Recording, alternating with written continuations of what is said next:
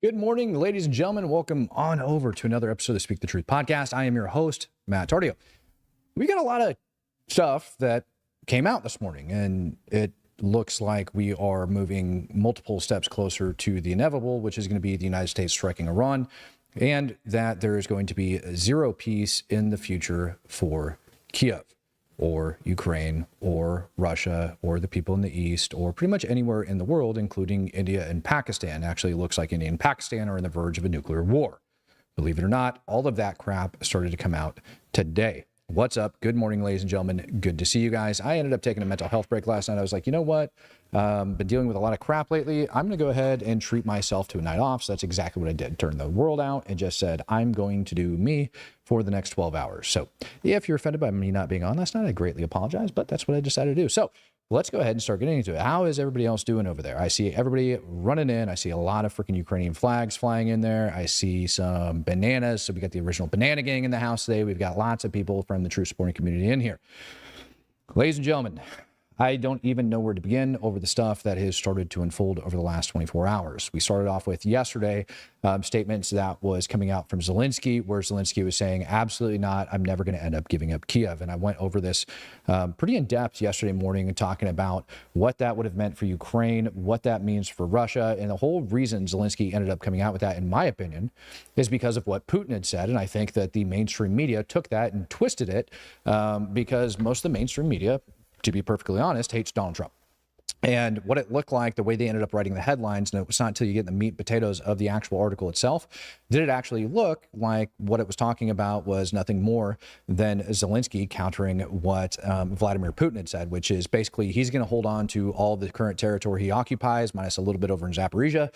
Other than that, that's going to be him coming to the table for a peace deal. Then we had Marco Rubio that ended up coming out and saying, look, no, that was never on the table of Ukraine giving that up. We had a comprehensive deal that we had put forth, and it's time for both parties to come to the table and take a look at the deal that we had. And then just today, we had Trump come out. Actually, it was yesterday, Trump ended up coming out and saying, never, never, never was it on the table for Ukraine to recognize Russian control over Crimea. Yet, I'm seeing a lot of major mainstream influencers that are coming out and trying to blame all this shit on Trump and Vance and everything else. And I say that because I also brought up historical context of what was happening over inside of Ukraine as well. As far back as the first Trump administration refusing to recognize that Russia was the lawful ruler over the Crimean Peninsula. And that came out from Mike Pompeo all the way back in 2018. And everybody's like, well, you know, Trump hates Pompeo now. Okay, well, Pompeo was still answering to Trump at the time, and he's still enacting, you know, the wishes of the Trump administration at the time being. So no, we didn't recognize Crimea then as Russian territory, and we don't now. And there's been nothing else that you can point to that would really substantiate that. Now, over here in the United States, before we get into the ballistic missile that ended up striking a freaking building over inside of Kyiv that got fired by Russia, I want to bring this to your guys' attention. This comes out of the United States of America. This is an SJP, or Students for Justice of Palestine, that ended up getting raided by the feds. Everybody go ahead and clap your hands that this is actually happening. The feds are going after SJP members here in the United States of America. The reason they're going after SJP is they're the ones that are organizing and leading a lot of the violent protests that are taking place over on college campuses. So this, ladies and gentlemen, is a good thing. Clearly, it's getting taken by a SJP member that thinks for some reason his rights were getting freaking ruined. No search warrant was provided.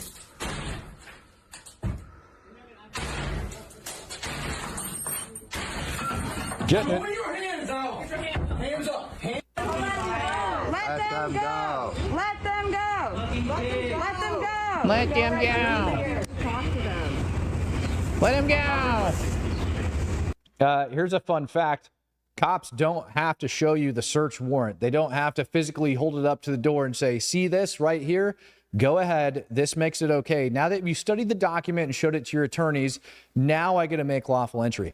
That's not how it's written. That's not how it works. If they show up and they tell you they have a warrant to search your house, you're required to follow the lawful orders. That's why when they bang on the door, they scream police search warrant, because that's them telling you that they have one. So if you're a stupid college student that's listening to this, Students for Justice of Palestine, and you think it's not a good idea to open your door, you're an absolute idiot, and that's not how the law works. Matt Borgeson, they don't sound very enthusiastic. No, they're not. They're absolutely not, because unless they're in a crowd of a bunch of other ridiculous human beings, they're just a bunch of cowards. When they're in big crowds, right, they're going to be willing to go out and like yell and scream and act like they're freaking, the big penis on campus, for lack of better terms. But without it, they've got nothing. Now, a U.S. airman over here in the United States, let's keep going with domestic terrorism. U.S. airman who had a top secret security clearance, all right, had been federally indicted for plotting to build bombs targeting Jewish institutions over in Pittsburgh. He actually identified himself as a Hamas operative. He declared his life's mission was to die as a martyr and pledge allegiance to the United States of America. And to Lebanon and Palestine is where his allegiance actually went. He ended up joining the U.S. military in order to acquire combat skills needed to wage wars against the Jews. Now, this is something that I think everybody needs to be perfectly aware of here in the United States of America when we're talking about homegrown violent extremism. It's a very real thing. All right, radicalization of terrorists online does exist. Now, we've talked about the MS-13 members in the past. We've talked about SJP, which I guess technically isn't a domestic terror organization. Technically isn't. Now I'm probably going to get sued by CARE or somebody else. But listen, at the end of the day, okay, these people do, in fact, join the military. And it's not just limited to these other, like, crazy but jihadists, but it also goes down to like different gang members, people from the cartel, MS-13. All of these knuckleheads actually do put people inside of the United States military in attempt. Oh, we got freaking ads cranked up, huh? Don't worry about that. I got you, bro. Now that I seen somebody mention that, I got you. You know what I'm going to do? I'm going to back that down. And I'm just going to throw that over to conservative. All right, so you guys shouldn't be getting like that many of them at all. Fox McCloud coming in with 5. He says cops aren't allowed to arrest if you kiss them on the lip. That's a fact. You can look it up. You know, I did have a woman one time that was getting arrested for domestic violence who thought I was trying to hit on her because I took off my jacket and put it on her because it was really cold outside as she was in handcuffs. And that didn't turn out good for her. Don't ever do that. Don't take Fox McCloud's advice. That's going to get you in trouble. Sean Hughes, becoming a true supporter. Welcome to the freaking club, buddy. Matt Borgeson, the extremism currently going on in our own country and around the world makes me scared to go to crowded events. There's one time square my second, and I'm afraid there's on one time square my second, and I'm afraid to attend if something goes wrong. Yeah, you know, and I would tend not to believe you that, you know, all of these things were going on. But I'll tell you, I feel as if I am an honorary member of the Jewish community at this point. The other day, I ended up making a post, and when you go through the comments, it becomes very, very clear how rampant all right, the problem is here in the United States of America. I had made a very simple post. It wasn't anything crazy. It was a very, very simple fact-based statement. And I think it ended up pissing a lot of people off. As a matter of fact, I know it did. Let me grab that sucker and put it up on the screen, because I want to show you guys when he says that is I want to show you the comments that ended up coming along with it, because this is in fact, all right, this is in fact the ridiculousness here in the United States of America. Now, obviously, because of the reporting that I do on the war, I have a lot of people. No, I don't want to promote this post. You freaking stop it. Stop it. I don't want to promote the post. I just want to show people. This is all I wrote. Israel has a right to exist and to defend itself. I'm a Zionist. There's a reason Jews continue to be the #1 targeted group by hate crimes in the United States, according to the FBI. That's a fact. In 2023, they were and continue to be the #1 most targeted group for hate crimes here in the United States of America. Estimated 2 billion Muslims on the planet and only 15 million Jews. Please define genocide. Now, I took that, and as you go through the comments, you will see people that obviously are going to come in and start being these little bit of agitators. People 100% come into this comment section, go read them. We saved you guys from the Romans. You can try and rewrite the future, but history has already been written. There is just tons of shit that is thrown in here. All right. It blows my freaking mind. Name checks out. I don't even know what this one is, but you can tell with the little death skull on it. I have no idea. But here we go. Shabazz Goy says what? These things are openly thrown out there into society because people feel like it's okay. Like, for some reason, it's okay to be anti-Semitic in the United States of America, but you definitely can't say the N-word. Oh, Pentum Thorn, 10th group. What up, dude? 3rd group in the house. All right, there we go. Yeah, thank you. Go do violent things to bad people. I need you to go do bad things to bad people. That's what needs to happen right now.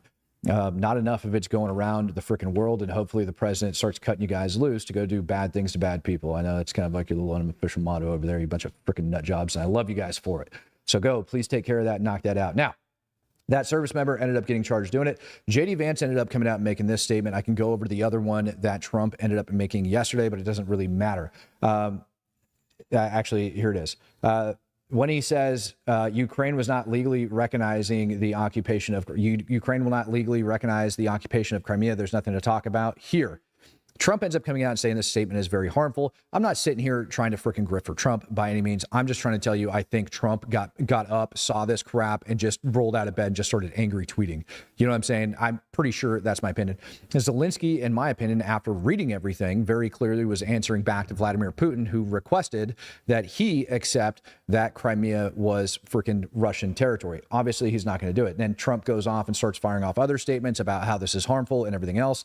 JD Vance, I didn't even bother reading his statement or what he ended up putting out on it, but I figured it would be worth kind of like showing you guys like all of that crap up there. Now we're going to go up over to here and I'm going to show you guys what actually took place over inside of Kyiv. What you're looking at is a ballistic missile attack that ended up striking downtown Kyiv. So, here we go. Sean Hughes, Matt, that is a negative. I have been a true supporter for 18 months. I don't know why it says I just joined. Yeah, Sean Hughes, I thought so too. So I don't know why that came out that way. I don't know. But maybe it unsigned you and then re-signed you, or maybe you re-upped today. Maybe that was it. Maybe today was your re-up day. So it just dropped you and then re-upped you. No idea. All right. So what you're looking at over here is this ballistic missile strike downtown Kyiv. And all of this is coming out yesterday, following yesterday's like failed negotiations, for lack of better terms. Yesterday, we had massive failed negotiations between the two freaking countries. Coming up on your screen here, you can take a look at some of the pictures that are coming out of downtown Kyiv. Numbers that are coming out of there are pretty grim, to be perfectly honest with you. I'm surprised they weren't a hell of a lot higher. Jude Chase says, hello from the largest Air Force base in the free world. Oh, shit, man. We got U.S. Air Force in the house checking it out. You guys, I'm going to get that news that you guys are looking for here in just a second, which is going to be the Middle East, because that stuff's actually getting kind of scary. And that's seriously about to roll up here in just a second. So here's pictures of the firefighting and everything else following that ballistic missile attack. Trump immediately came out today and condemned Putin and literally like made a tweet that was like, Putin, just stop. I think that was actually his exact statement was Putin, stop.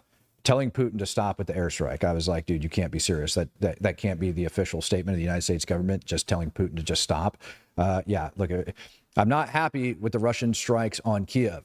Not necessary and very bad timing. Vladimir Putin, stop. 5,000 soldiers a week are dying. Let's get the peace deal done.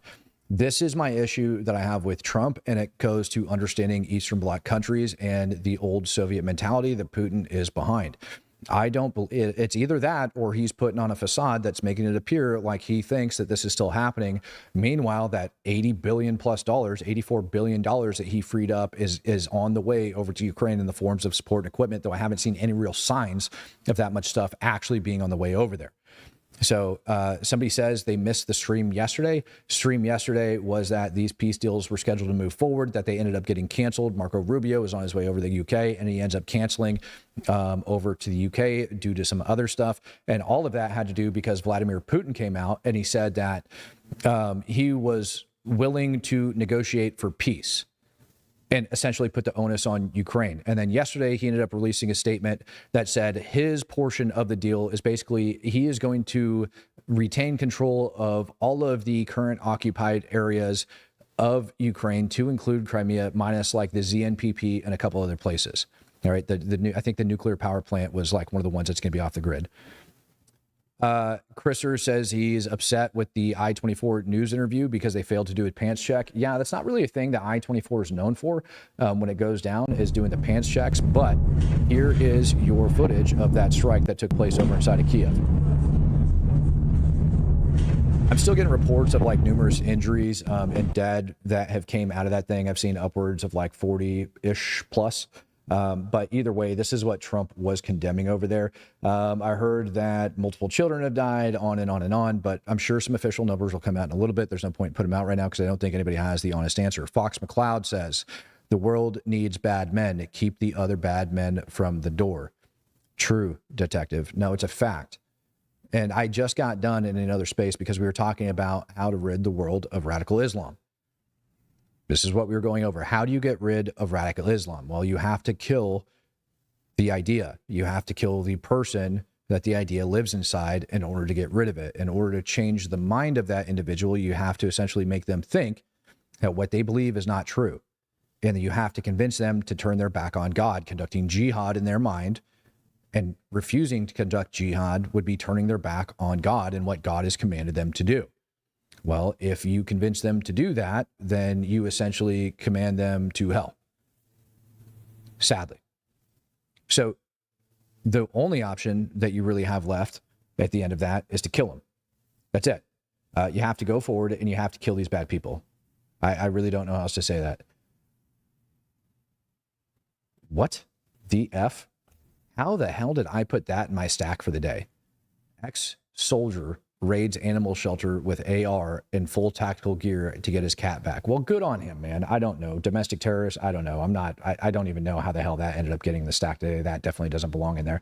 Now, over inside of Israel today, we're going to jump over to the Middle East. Over inside of Israel today, General Kurilla arrived on the ground, and the security cabinet, the war cabinet for Israel is scheduled to meet at 7 p.m. local time tonight over inside of Israel. That's a big deal with General Kurilla on the ground because of the other news that ended up coming out of there. 3 brand new F-35s also got delivered to Israel today as well. Gotta love the freaking F-35 stealth fighter, okay? So we got more of those that ended up getting delivered over in Israel, bringing the total amount of things that got delivered to the Middle East so far as a metric F-ton. Here's more pictures of U.S. CENTCOM doing its thing on the strike carrier groups over in the Red Sea, getting ready to go bomb the crap out of the Houthis. Yeah, baby.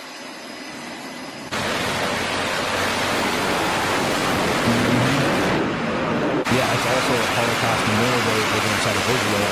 And I believe that number, which I plan on looking up over here at the end of this, that over inside of Australia, like present day Australia, as I'm streaming live, would be, what is it? The Soldiers Remembrance Day. I'm trying to remember what the hell it's called. But they normally have some pretty baller stuff coming out of there. I'll have to go look that up as well. Now, the big news, again, with Kurilla arriving, here's his freaking aircraft going over and arriving, General Kurilla, U.S. CENTCOM commander going over there, is most of the time when the CENTCOM commander goes over and he's visited Israel in the past, we end up getting a lot of new information or a lot of new things that are about to start happening. As Anzac Day, is that today, right? Anzac Day? Right. So a lot of like new information, attacks, plans, things like that are going to get done while Kurilla's there. And with the war cabinet assembling tonight, bro said, you ain't grabbing my... That comment, dude. Oh, man. That's exactly what he said. All right. So with Kurilla going up over into the Middle East, that brings forward like, I don't know, a brand new question of what is about to come. Now, Iran and Russia just the other day ended up reaffirming their strategic partnership. Part of that strategic partnership was Iran's ability to peacefully develop nuclear materials for the purpose of energy. So developing a peaceful nuclear energy program for Iran was most certainly a part of it. We also got word coming out of Iran today that they are not going to give up their uranium enrichment. So earlier today, Iran ends up coming out and saying they're not giving up your uranium enrichment. Did you hear me? 2 days ago, Russia and Iran, through their partnership, signed wet, it's probably still wet, stating that Iran has a right to develop nuclear energy in country. And the Iranian government today ends up coming out and saying that they will not be giving up their ability to produce uranium. Well, the United States doesn't really like that at all. I mean, at all. As a matter of fact, Marco Rubio's got a little bit of a different freaking plan for them. Marco Rubio says, let me grab this real quick. This is what Marco Rubio says. This just came out today as well. Or I'm sorry, this came out yesterday. Rubio says Iran must give up nuclear enrichment in any deal with the United States of America. He goes so far as to say right here, if Iran wants a civil nuclear weapons program, a civil nuclear, excuse me, not civil nuclear weapons program. If Iran wants a civil nuclear program, they can have one just like many other countries have one. And that is they import enrichment material. That is allegedly what the United States, okay, and this is random stuff that I've heard, okay, allegedly what the United States may or may not have been working out with Russia. Because if we wanted some sort of a peace deal with Iran to where we don't have to go in and bomb them, the only people that the Iranians are really going to allow this to happen by, with, and through would be Russia. And now that everything's failing with Russia and we see the United States come out with this stance very, very openly, that they are not going to be allowed to enrich uranium, that they're going to have to import it from other countries if they want to fund a freaking nuclear energy program, they have to import it. Iran says, no, no, no, no, no. We are going to continue to enrich our own uranium. Well, what's that mean? Read the writing on the wall. Matt Borgeson, does a nuclear weapon for Iran put them in the world power stage? Is that what we are preventing, or do we think they just straight up nuke Israel? Awesome question. Having a nuclear weapon is one thing. Having the ability to deliver that nuclear weapon is a completely different freaking ballgame. And right now, if you were to take all of the open source material that's out there, I don't have my own intelligence fusion cell. I don't have access to all of those things. I have access to a lot, though. And what I did was I took all of the open source information about Iran's nuclear weapons program and the reports from the IAEA, and I ended up dumping it in over into ChatGPT, into the advanced ChatGPT. And I said, I want you to evaluate based on this knowledge and this knowledge alone, nothing open source other than these documents. Will you please evaluate and tell me the actual percentage chance whether or not Iran's got a nuclear weapon? It turned around and it spat out a 50-50 probability of whether or not Iran currently to this day has developed a nuclear weapon. That's a very scary thought. A 50-50 probability is what ChatGPT, and you can call it what it is. You know, I gave it the instructions, ignore everything else that's out there floating around the internet, just according to the reports that came in from the IAEA, whether or not Iran has developed a nuclear weapon or could potentially possess a nuclear weapon, ends up spitting out a 50% probability. Amit Yannick ends up coming in, becoming a true supporter. Good to have you in the house.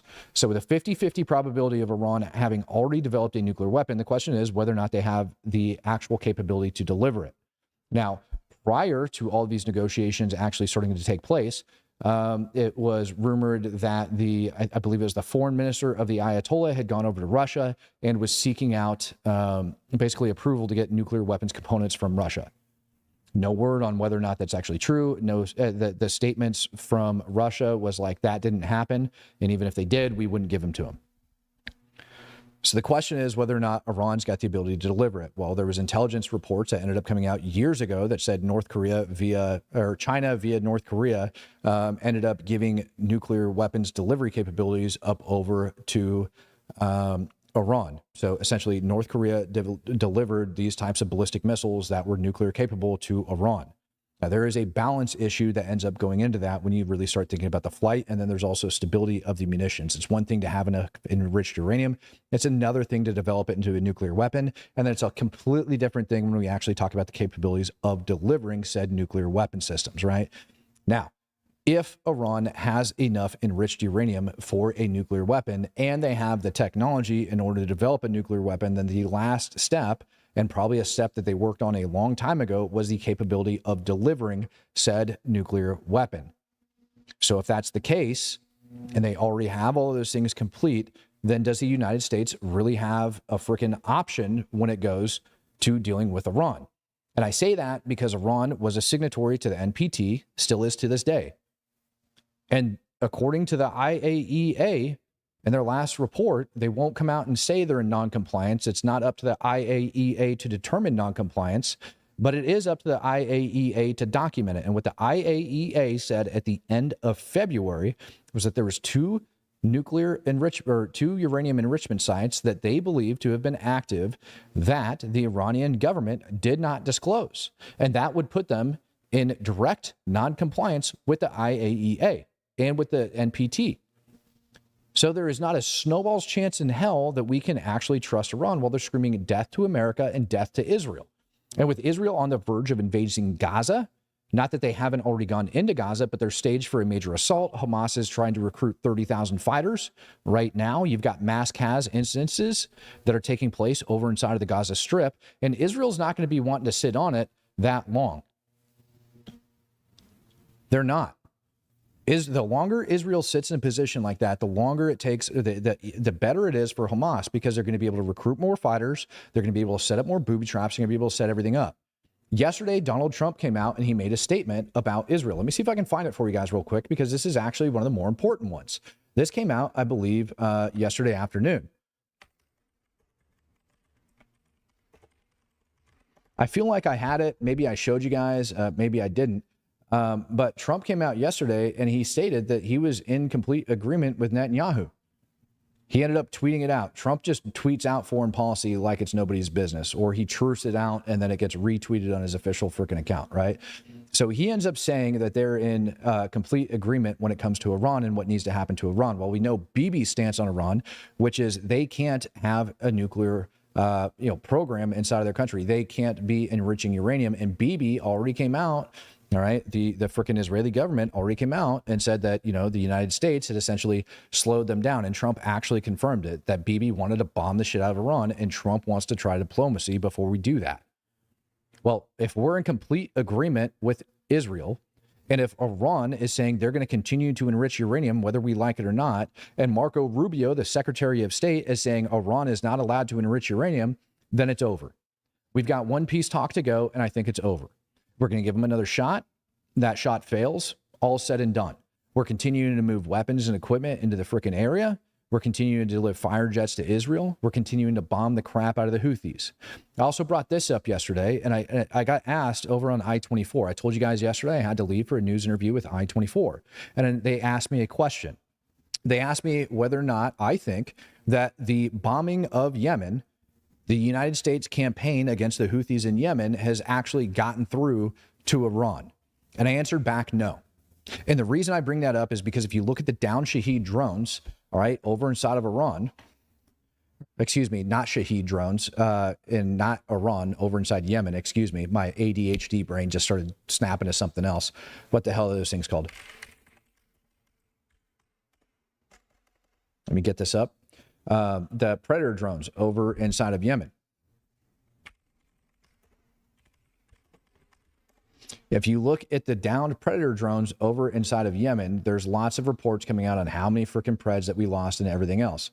Here's an older video of one of the Preds that's actually downed, and I'm going to mute it because it doesn't matter, with a bunch of different Houthi fighters standing on it. Now, you look at this downed Predator drone, and what you're going to notice is pretty much zero damage other than this busted portion of the freaking main body right here. Everything else is totally intact, and what you're not going to see is you're not going to see holes in it. You're not going to see anything else in this Pred. You're going to see some busted chunks of this Pred from striking the ground, and that's really it. Other than that, it's completely and totally intact. Now, there's only one country that I know of that's actually successfully taken over a U.S. freaking spy drone and landed the damn thing, and that's Iran. And that was all the way back in 2011. So here we are, 14 years later. Iran, we know, is backing the Houthis. Iran says they've got nothing to do with them, and yet we've got our freaking Predator drones that are miraculously falling out of the sky and landing not even in a flat spin, not in a freaking nosedive, but in a manner in which that they can successfully be recovered like this. And we're being asked whether or not the U.S. impact on the Houthis is being felt and being heard up over in Iran. When I see videos like this one's actually from last year. It got put out the other day. Like literally a couple days ago, they tried to repurpose the video and claim that they shot down another Pred. It's an old video. But when you see videos like this that are coming out, this isn't the only one. There's lots of these suckers. This is just the most recent one that they repurposed. So when you see videos like this, you got to ask whether or not Iran has, in fact, got it through their thick skull that we are going to come after them. And the answer, in Matt's opinion, is absolutely not. We've made zero impact. And when Russia and Iran signed that freaking pact the other day, or reaffirmed that freaking pact the other day, and they came out and they said that Iran's allowed to have a peaceful nuclear energy program, and they're talking about enrichment. And Rubio says, no, you're not allowed to enrich. And Trump says that Israel and the United States of America are in agreement on this. The only logical conclusion that you can draw with the mass amount of equipments that we've moved into the Middle East is that Iran's about to get the living hell bombed out of it. Additionally, yesterday, we ended up seeing reports coming out of Syria that U.S. troops were pulling out of Syria and that they're moving their way back over into Iraq. A discussion that I was having just, I don't know, less than an hour ago. We're talking about foreign policy and how you're going to end up dealing with this. And the answer is, like, if you're going to be dealing with these radical Islamic terrorist regimes, such as Iran and the IRGC and the Ayatollah, you've got to drain the swamp and then go after the fighters. And the swamp in this case that we're talking about draining, and the analogy was the little jihad fighters are the freaking mosquitoes that are flying all over the place. And you just can't go around swat mosquitoes hoping to solve the problem. You got to drain the swamp that's producing the mosquitoes. Iran is the swamp that's producing the mosquitoes. They're the swamp that's producing Hezbollah. They're the swamp that's producing the PIJ. They're the swamp that produced Hamas. They're the swamp that's producing all of these freaking radical Islamic terror organizations. So you can't just swat the flies. You got to drain the swamp that freaking makes the flies. And Iran is the swamp. And that sucker is about to get drained. Now, the scary part of this goes all the way back to what we were talking about with Russia and Ukraine. What we're seeing is a deterioration in the peace talks between those two different countries. Vladimir Putin clearly stated the reason he would come to the table, which is going to be keeping all of that occupied terrain. And Zelensky flat out said it's against our constitution. We can't do that. So those peace talks, in Matt's opinion, are done. They are never going to come to agreement. And that was the issue I had with Trump when it came down to understanding Ukraine. If he doesn't understand that the people of Ukraine are not going to give that up, then there can be no peace. And if he doesn't understand that Russia has already signed a bunch of that territory under Russian law as sovereign Russian territory, then there's not going to be any damn peace. Do I think that, like, Putin with a freaking swing of a freaking pen and a smash of a stamp can change that? Absolutely. Is he going to? No. Matt Borgeson. Also, do you think Russia is directly responsible for the quick assembly or nuclear weapons in Iran? Would we know if Russia sent nukes to Iran via intelligence, or can they cover something like that up? Yes, they absolutely can cover some stuff like that up. We do have a pretty vast intelligence network. If you haven't been able to tell by the hundreds of freaking thousands of tons of munitions that have been destroyed inside of Russia over the last freaking 30 days, 2 separate strikes ended up taking out massive stockpiles of Russian munitions. They're not very happy about it. That's likely what the strike on Kyiv was about. Do I think like Russia's got the ability to pull them in there? Absolutely. Who did we see? Did we see Shogu over inside of Iran last year? We saw like Russian foreign minister. We saw him go pay a visit over to Afghanistan as well. What I'm trying to tell you is that on these different diplomatic flights, they will put shit like that on those flights. All right. And they will hide it from the general public. They will make little different types of moves like that. So is it possible that they could do things like that? Yes. Do I think Russia wants a nuclear armed Iran? I don't think they do. But I also wouldn't put it past them, because right now Putin's like whole mission inside of Ukraine's at stake.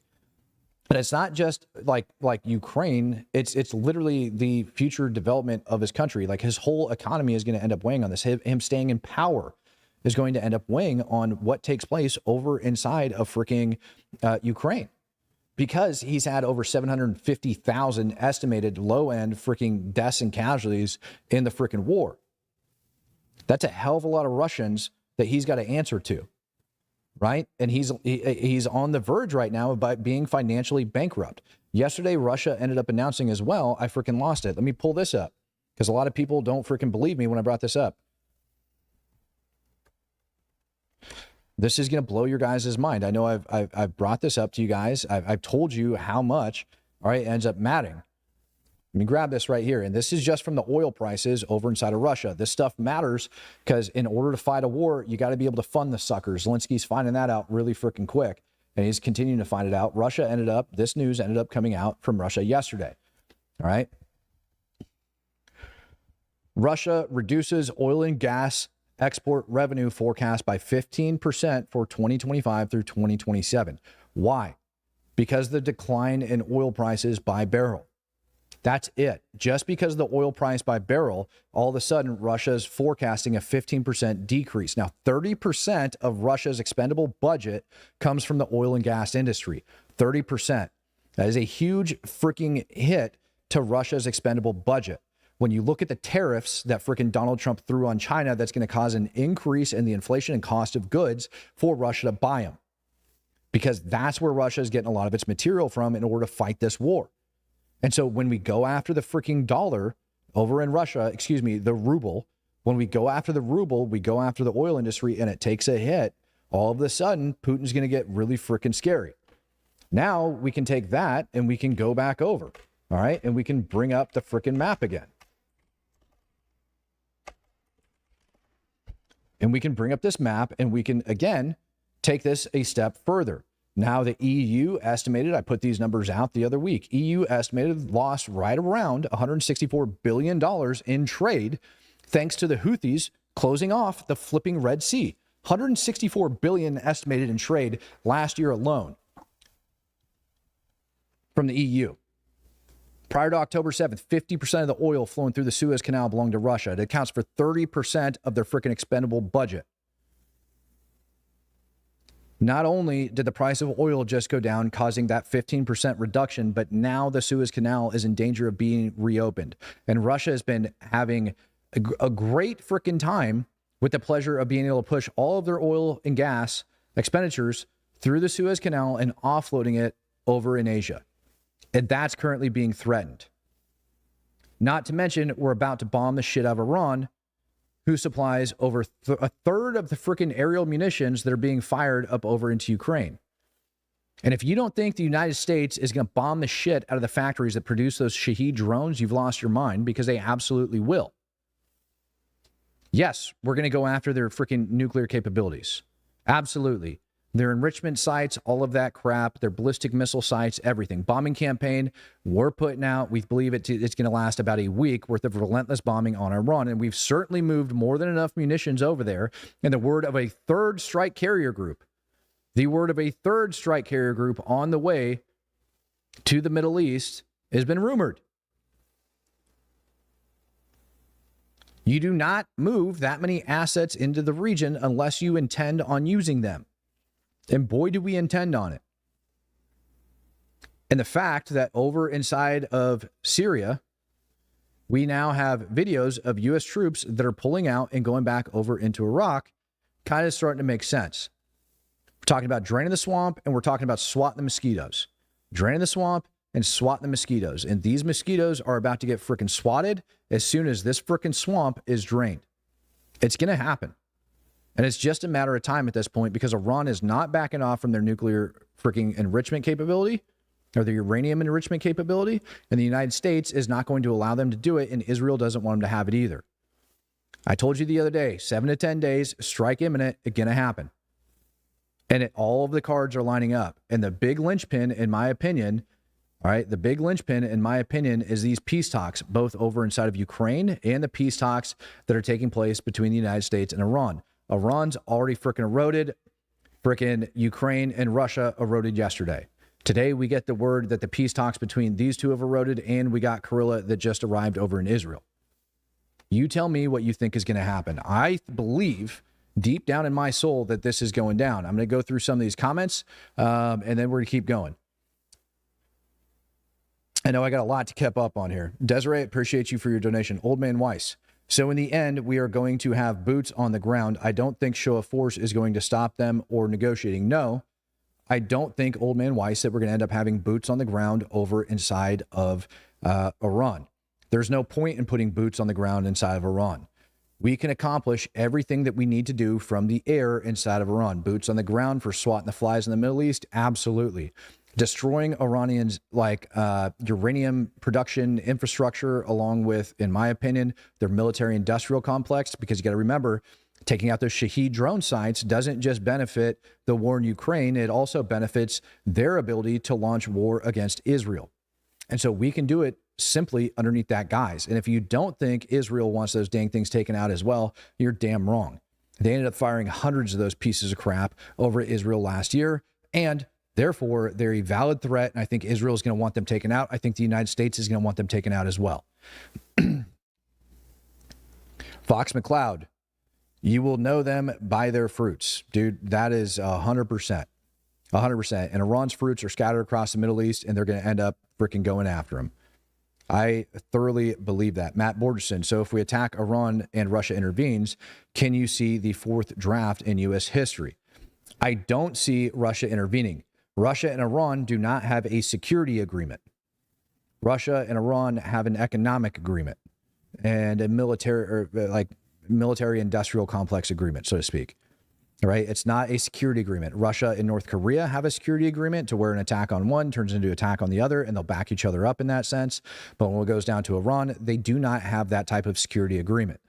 So I highly doubt Russia is going to intervene if we end up going in there and bombing the crap out of them. I don't think Russia wants to fully admit what's taking place inside of the Middle East and the amount of freaking crap that they've had their fingers in over there either. I don't think they want to get exposed to that, because if they do get exposed to that, they're going to piss off even more people. So no, I don't see it happening. But hypothetically speaking, if that did happen, do I think we'd end up having a draft? No.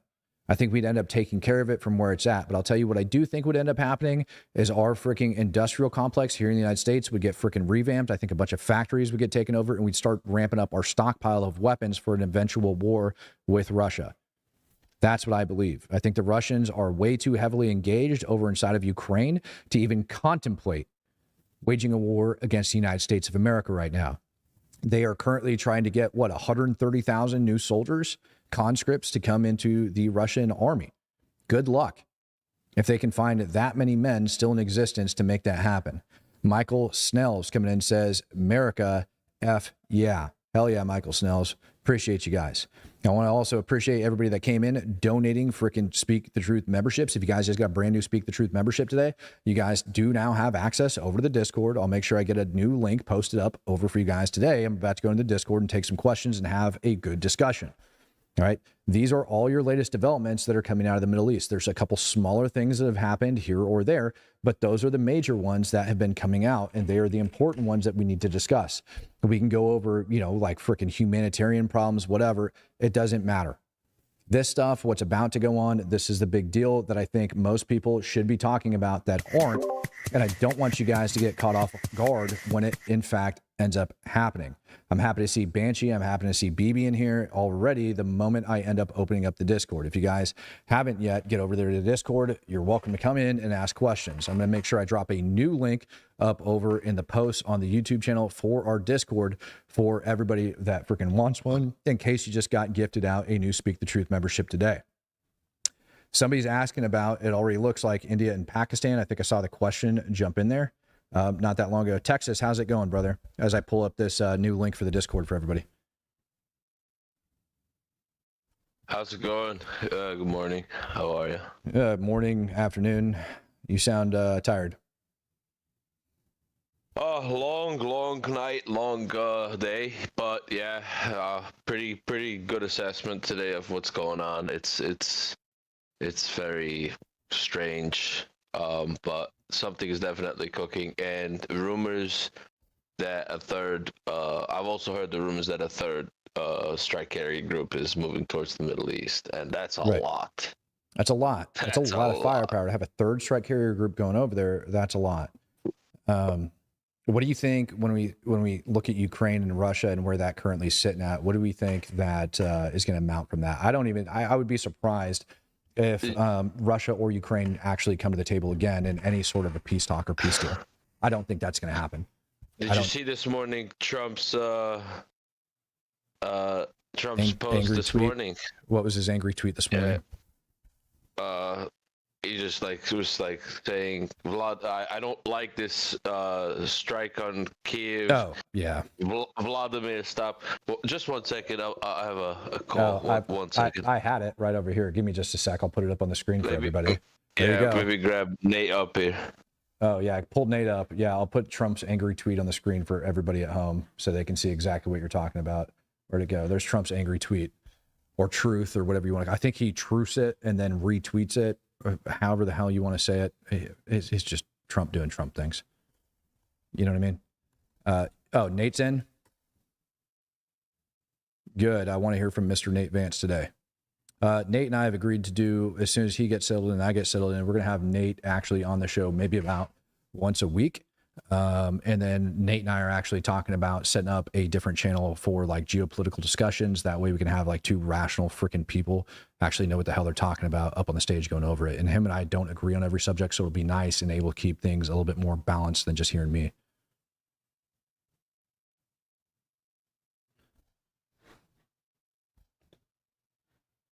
Nate, did you come up in the house yet?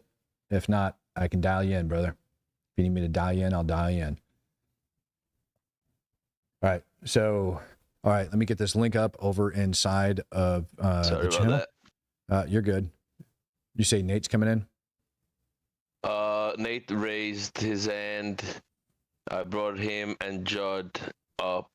They should be here. There he is. Okay. All good. right, I got you. I'm in there. Yeah, so I got about 10 minutes and then I got to have a fucking meeting. By the way, my buddy's listening from Pokrovsk right now, which is pretty funny. Beautiful. Yeah, fucking Sean the Bean, Sean Gary. Well, I'm not going to say his last name. Never mind.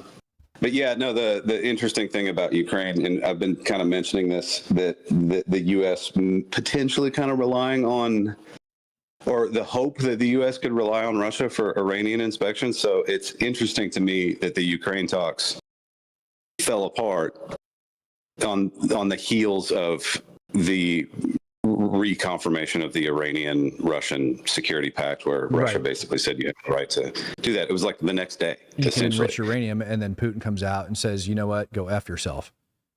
Yeah, so that's basically, Russia's public way of telling the U.S. to go fuck off. And then I think this last kind of offer to Ukraine, like, hey, give up Crimea and like 5 other oblasts, and then you can have peace. I don't think there was any intent from the U.S. that was ever going to be signed. I think that was kind of a show thing, where it was it was Trump's way to get out of the peace talks, essentially. Well, Trump, so they could come back and be like, they said no, I'm done, I'm tired of it. Now we're out of the peace talks. Yeah, Trump never agreed to give up Crimea. He put that out yesterday. That was never a portion of it.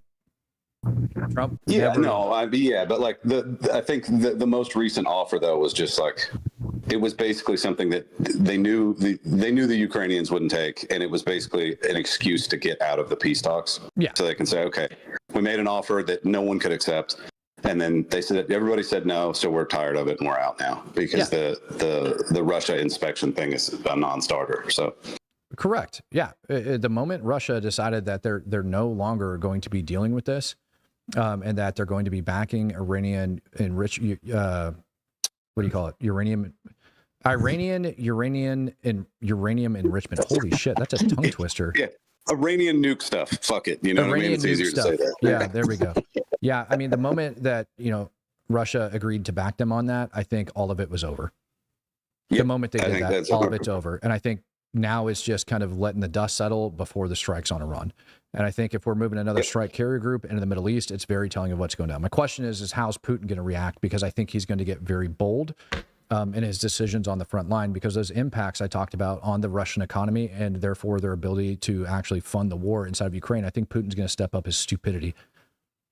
I think so too. That's just my thought. But I think that what he's going to see, if we do start hammering Iran, he's going to see his timeline for being able to get anything done shrink significantly, because he's running out of money, he's running out of people.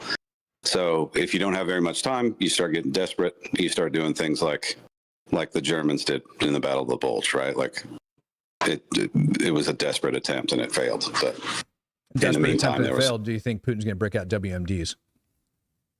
I hope not. That wasn't the question. If you hope, do you think Putin has the balls to break out WMDs, yay or nay? I'll jump in. I don't think so on any. No.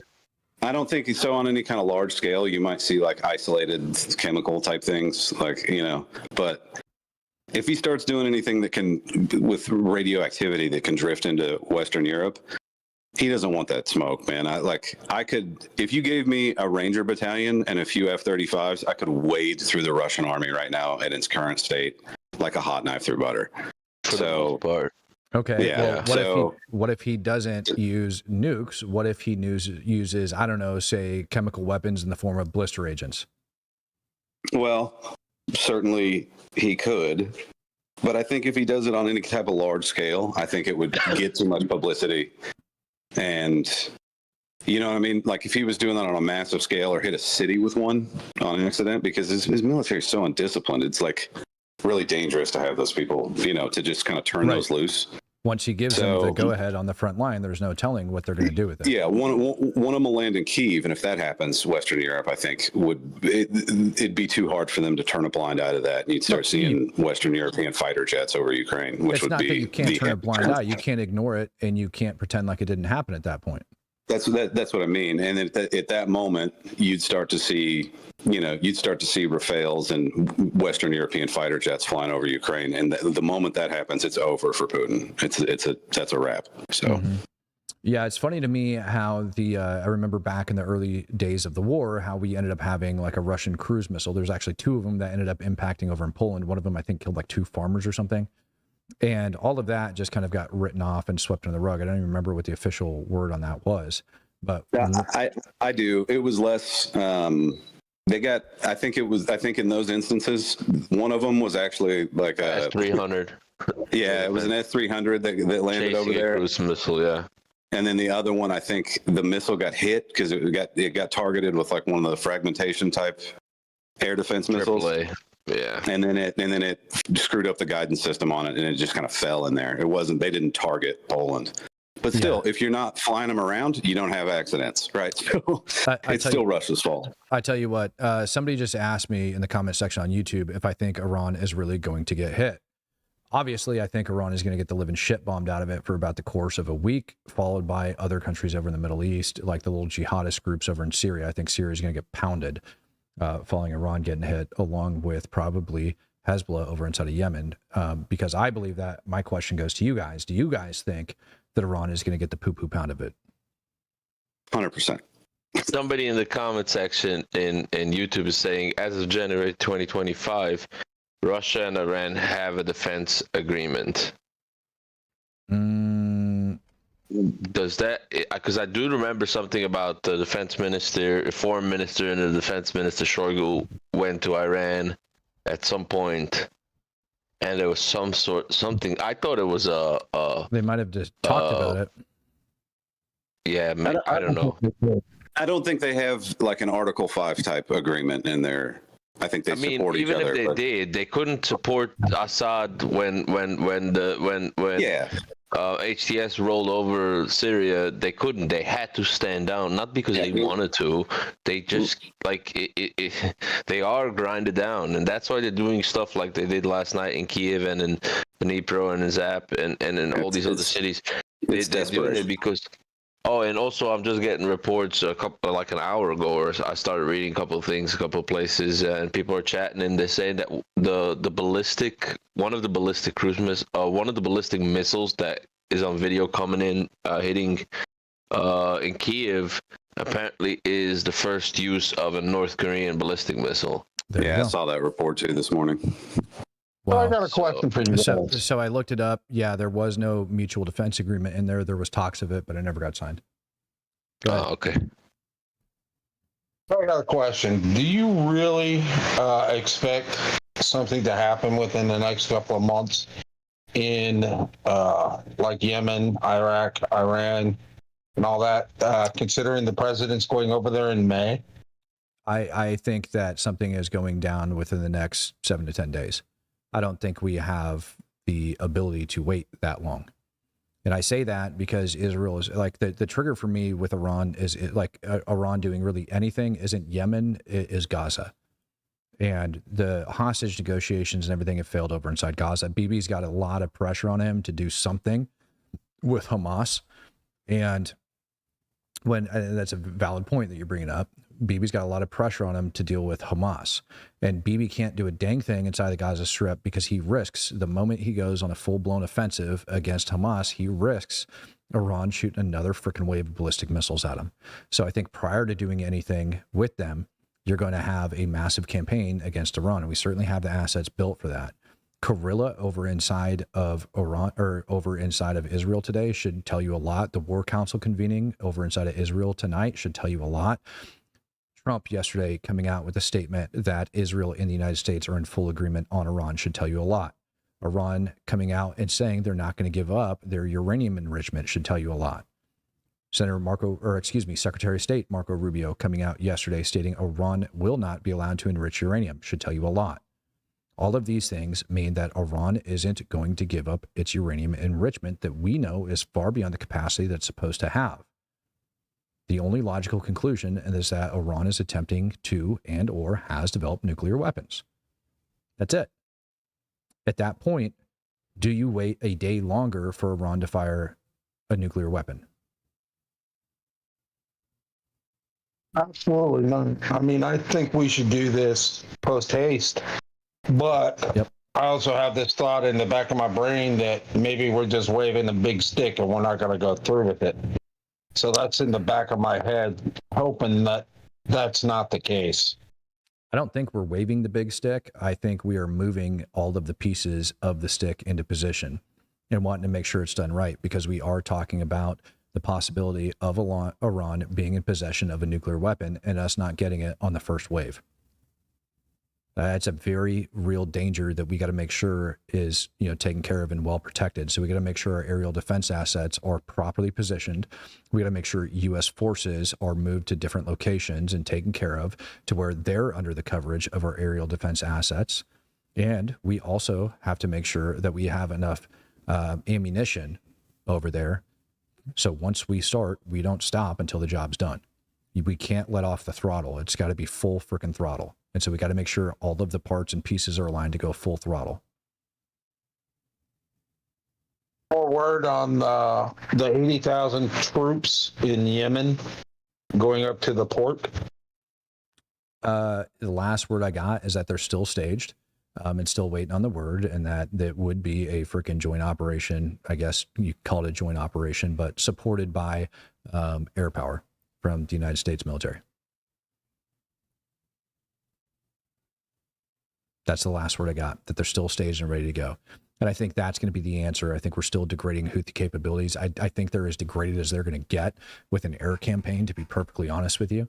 We can continue pressure on them. We can continue to take out key figures. A lot of the bombing campaign that the United States has done over inside of Yemen has actually been focused a lot on knocking out their key leadership. I read somewhere around 500 key leaders inside of the Houthis have been taken out in targeted airstrikes. So we're going to continue to do that. But there's only so many key leaders that you can take out, and then it's completely and totally pointless. We've already bombed a buttload of their infrastructure. How much more infrastructure do we need to bomb? I think that the people on the ground that'll be riding are going to end up drawing out a lot of the fighters. We'll end up killing a lot of them from the sky before those fighters before those 80,000 even end up getting to them. I think there's going to be a lot of firepower. The three, what the hell are those called? AWACS that ended up getting moved into the AOR yesterday. Likely you're going to have one controlling a lot of the assets over inside of Yemen, and then you're going to have another one controlling a lot of the air assets with this bombing campaign that's going to take place with Iran. Personally. Let's hope. I mean, I really would love to see that area open back up to shipping, because what it'll do to Russia is just going to be astronomical. Right. Well, and again, I think it's a multifaceted approach. Going after China, driving the cost of goods up, devaluing the yen, driving the cost of goods up, causing that instability, making it harder just in that one way against Russia, dropping the price of oil by barrel, I said that right. Dropping the current price of oil ends up impacting Russia's economy vastly. We saw a 15% reduction. And then now, reopening the Red Sea, you're affecting 30% of Russia's expendable budget. So you make it extremely difficult for them. Then taking out the Shaheeds and the nuclear capabilities of Iran directly impacts the war effort as well. All of that shit is going to piss Putin off like it's nobody's business when it starts to come through. He is going to feel it. And my main concern, truthfully, isn't the Middle East and it's not Iran. It's Russia's retaliation in response to this. And I say that just based on like knowing Putin, his personality, and what he holds true. And what he holds true to belief. And I think it's kind of shit or get off the pot time for him. So we'll either see Russia do something acting out. I highly doubt, because at that point, like the war of attrition over inside of Ukraine is going to it's going to be ugly. Again, we still have a lot of people didn't realize it, man. When Doge, the Trump administration, announced the reduction in money or monetary assets that ended up giving to Ukraine from 300 billion down to 100 billion. That leaves approximately 84 billion left that has to be spent on Ukraine. And the vast majority of it is probably going to go via the military industrial complex. That is a lot of support, a massive amount of support, especially when you think that the largest weapons purchase from the U.S. was, alleged to be, presented before the United States by Zelensky of up somewhere between 30 to 50 billion dollars would have been the largest. And we're about to send 80 billion worth of equipment over there. That is a shitload, and that is that money that Trump's talking about. And then we had the mineral deal already signed between the United States and Ukraine. So there's no reason for us not to. Like, all of the cards are in line. And I think that Putin is not going to be happy about it. And he's going to have to resort to something desperate if he wants to hold on to any chance to win. I don't think he can win, especially if he gets involved with defending Iran or moving assets or logistics over there. I mean, he can't even take out Ukraine, and their military was so much smaller. I mean, they're fighting an unbelievable battle against a military that's, I don't even know the numbers, probably 10 times larger. But I don't think that they can do anything. I think they're toothless right now. Yeah, I mean, I would end up agreeing. So I just dropped a new poll over in the chat that if you guys are over on YouTube, the 1,800 of you that are chilling out over on YouTube, if you guys don't know who he is, asking a question, if you want me to bring on Cam Higbee, the guy just texted me, invited him onto the show for an interview on the USS Liberty. Cam recently had a debate with a quote unquote survivor from the USS Liberty incident from back in '67 and ended up owning the guy. Cam's done extensive research on it. And if you guys want me to get him on the show for a live, followed by questions via the Discord, I would be more than happy to do that. I think a lot of people need to hear about this because the amount of disinformation that went about the attack on the USS Liberty is pretty huge. And he is one of the best, well-read people I've heard talking about it on the subject. And he's pretty damn young. So if you guys want to hear it from him, go ahead and throw that in the votes. If you don't want to hear from it, vote it down. I don't care. I like the guy. All right, let's keep going. Sorry. I actually had a question here, and I don't want to change the subject too far from Iran and Russia and Ukraine and all that, but with us focusing on Iran and the bombing campaign going on there, and Yemen and Israel and everything we're doing in Ukraine, have we been ignoring China and Taiwan at all too much? Like, are we not paying attention to that? Because we've thrown a lot of tariffs on there, and if you've got China and Russia working together in any way, Russia might pressure China to try and do something about Taiwan to take out our ability to produce semiconductors for our weapon systems. So when we talk about China riding on Taiwan and that whole war effort over there, I got to analyze and I got to look at, Xi Jinping differently than I look at Vladimir Putin, than I look at Zelensky, that they're all their own independent people. And the one thing that Xi is all about, what we've ended up, finding out about, the one thing that Xi is all about is about tradition. The man hasn't engaged in an actual war since Korea.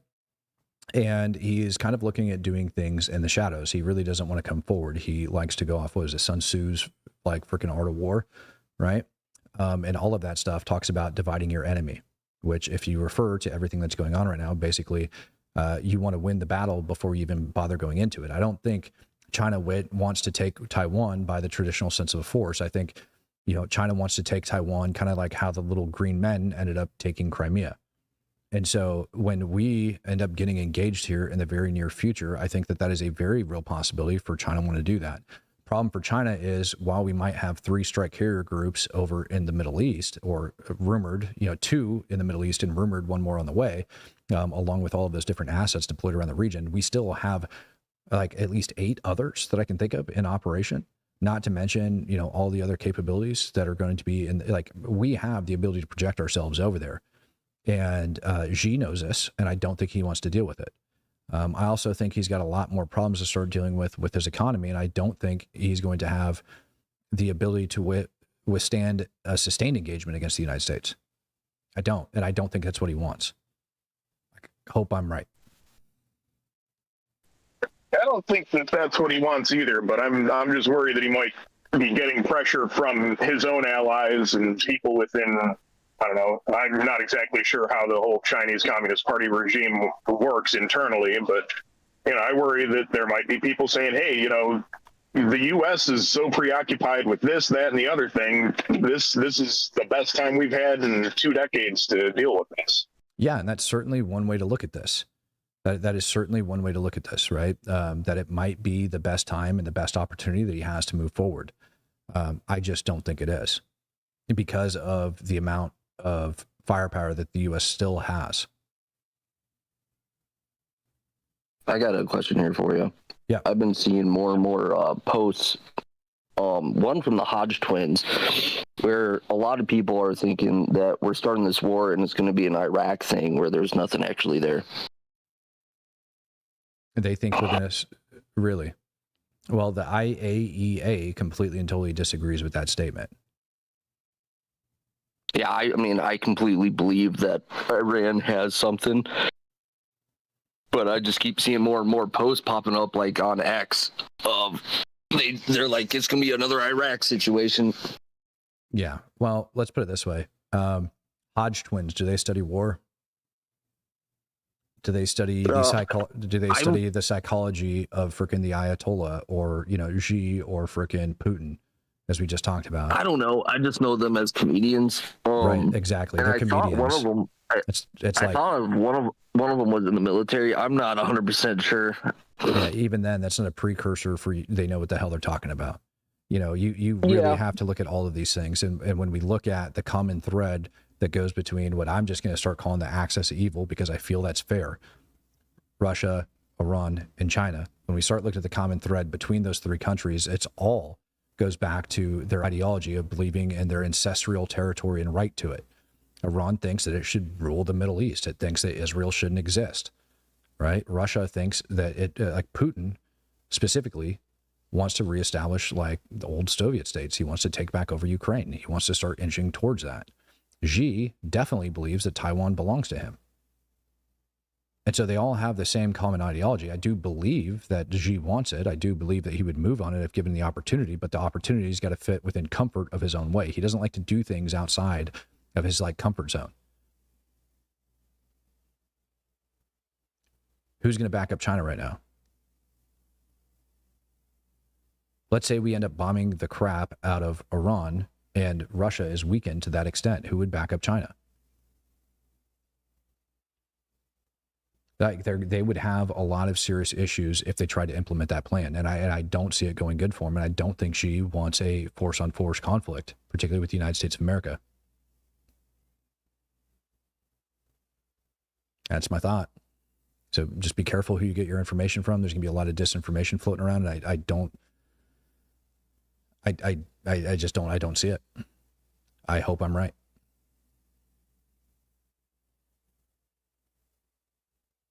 Everybody went quiet on me, and that's okay. Texas, closing thoughts? Closing thoughts. Not much. I think that there's a lot of FAFO moments happening. There's a lot cooking in multiple different regions in the world. We just need to be like, nobody knows nobody's plans. We can all sit here and speculate. But what we do know is based on physical action, and physical action showing that the U.S. is moving insane amount of firepower towards the Middle East, and European militaries and NATO navies are moving a lot of firepower towards the areas, Middle East, outside Black Sea area, and in the Baltics. You see a lot of that movement happening. I just watched this morning, I think it's a video from a couple of weeks ago, but a French frigate is taking out Houthi drones in the in the region over there. So like you have a lot cooking. I think that Putin is getting desperate. I think that Trump is also kind of getting desperate, that he just wants to, be the man that did it and like prove to the world that he was able to do it. But at the same time, he's starting to realize that it's not so simple. I'm very looking. I mean, it's a strange thing to say. I'm looking forward, but I'm trying to see already Saturday who will all be at the funeral and what all of kind of meetings will come out of that, because apparently Zelensky's going to be there and Trump is going to be there, and all like Macron and everybody that's been, and the Canadian guys and everybody that Greenland, Denmark, everybody that have been I wouldn't say butting heads, but everybody that's been like bumping shoulders for the last 3 months are gonna be in one place now. So I'm just curious to see, but other than that, it's that's just that. Yeah, so it'll be interesting to see what ends up coming out of that. You're right. I couldn't see that many world leaders gathering around and not using it as an opportunity to screw up the rest of the world. Yeah. So you were asking about who would be China's ally. I've really been focused on them as a potential threat because of their ability to plan 50 to 100 years ahead versus most other elected countries can't. But they've got their Belt and Road Initiative. They've got Djibouti in Africa. They've got a few South American countries slowly coming on board. And they've got a few Indo-Pacific island nations on board, like Sri Lanka. I mean, China's expanding quickly. Quicker than Japan did before World War II. Yeah. So, I mean, if we're preoccupied, we could be sitting here screaming at Iran, but China's actually helping Iran back these people to just distract us to open up, because they, 2034 is they plan to have Taiwan back before then. Correct. Like, they have a deadline set. They do, but they're also long-term. Like they are trying to do things peacefully, and like I said, I think they want to take it just like the little green men took over Crimea. They do not want to do it by force in that manner. They just put their aircraft carrier last weekend less than 23 miles off the coast of Taiwan. Their home-built one, not the Russian clone they bought. So I mean, China's upping their threats, quote unquote, but they also outnumber the U.S. Navy 2-1, more than 2-1. Yes, but that's in numbers, not tonnage. In number of canoes, not in tonnage. I'm just talking war numbers, though. It doesn't take a battleship to launch a cruise missile like it did taking a battleship to have giant guns back in the day. So tonnage isn't as important anymore. But you also have to think China's infrastructure. What? They could crank out 7 boats a month where the U.S. wouldn't be cranking out 1 a month. So as we lose ships, they're able to refill versus we yes, don't but have 7 cheap copies don't matter. But I'm we not don't sure have the what analysis you're doing. I'm really not sure where you're taking this analysis. Sandbox News did a whole video on it, but basically their ability to refill ships is greater than what the U.S. had in World War II, and our ability to refill ships is the worst it's been since before we had the standing Navy concept.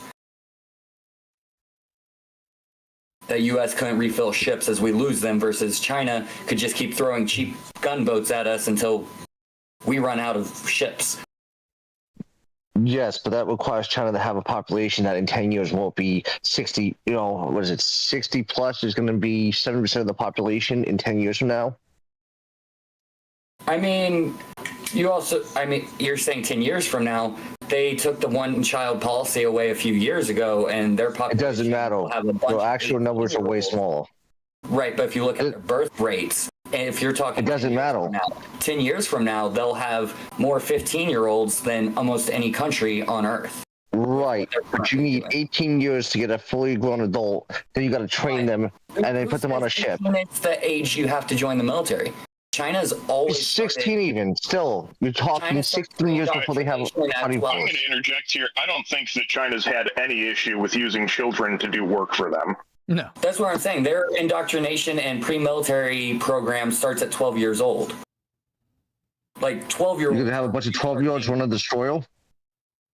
Or you're going to have 12-year-olds that you can train up, send to other countries to join their militaries and sabotage. All right, well, I'm just gonna close out myself here because I gotta go do other things. I'm not sure this Same. argument is very productive. Same. Just asking about the threat FYI, of China just and the real interesting. potential.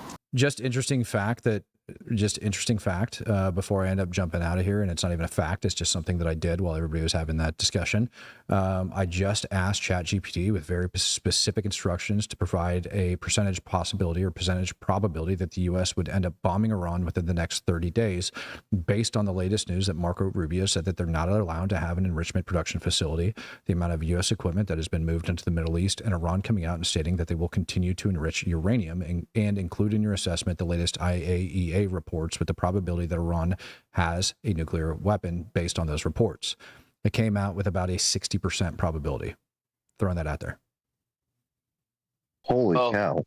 That's with the parameters that it has the information of. I think if you add specific things like Correct. physical, not just letting them know based on news, like if you add in the information of like potential third carrier strike group moving to that AO and this is happening, like you add more parameters, I think the percentage is higher. But if ChatGPT gives you a percentage anything higher than 50%, you know that there's something cooking. 60%. Because they that's put it 55 to 65%. So I just said 60. yeah. But you left out the most important parameter. You forgot to include that Hillary Clinton's still alive. Oh, right. Yep. Yep. Yep. All She's right, over in China pulling strings. Somebody That's is not pulling true. something over That's there. not true. YouTube, don't freaking demonetize me. Okay, guys. Hey, I appreciate you guys that came up over on the panel today. Good discussion. Really, really, really appreciate you guys. Matt, offline, I need you to send me some details so I can send you something I have for you. You know, Yes. I know you've been busy, so just I'll give you a call reminder immediately since following we're this. Okay. talking. I got to give you an update. All right, son. Okay. All right, cheers. Cheers. All right, ladies and gentlemen, thank you for joining me for another episode of the Speak the Truth podcast. I'll see you tonight, later on this evening, 9 p.m. Central Standard Time, looking at dropping a video with all of the latest and greatest updates that we have coming out as the situation continues to develop today. I have a feeling more information is going to come out. Thank you guys for joining me. Appreciate every single person that donated. Please consider subscribing to the channel or becoming a true supporter because we would love to have you. We've got an amazing community over here and definitely have changed lives for the better in the past. And I can give specific examples, but I don't even think I need to.